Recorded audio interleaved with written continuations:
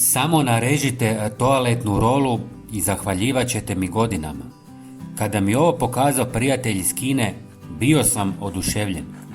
Možete izrezati rolu papira na 2 ili 3 komada, nije bitno. Također će vam trebati još par sastojaka koje ću vam pokazati kasnije. Prijatelji, napišite mi odakle ste. Volim upoznavati ljude iz cijeloga svijeta. Hvala vam. Evo kako bi to trebalo izgledati. Sada ćemo to staviti malo sa strane i napravit ćemo jednu posebnu mješavinu. U posudu ulijte oko pola litre vruće vode. Zatim dodajte 1 žlicu čaja od mente. Ako nemate mentu, može i lavanda, bosiljak ili ružmarin. Drugi sastojak je 1 ili više listova lovora koje ćemo natrgati na manje komadiće. Zadnji sastojak je cimet u prahu. Osim cimeta možete koristiti i klinčiće.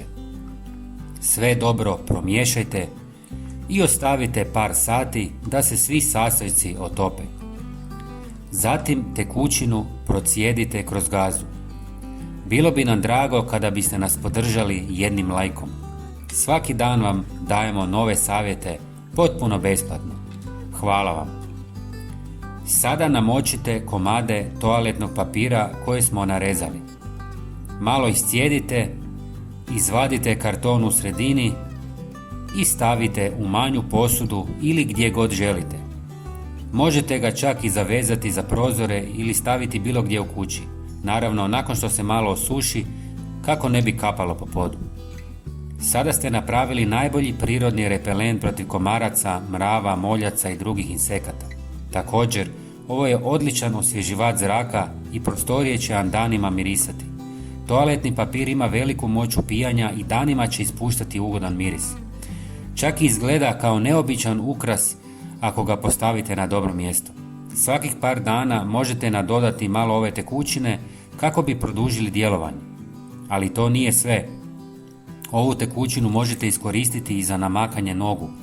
Pomiješajte s par litara tople vode i namačite noge 20 minuta.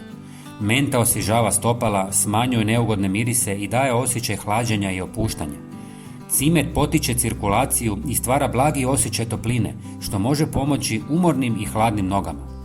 Lovor djeluje umirujuće i antibakterijski te pomaže kod napetosti i njege kože stopala. Podijelite ovaj video sa prijateljima. Hvala vam i pozdrav!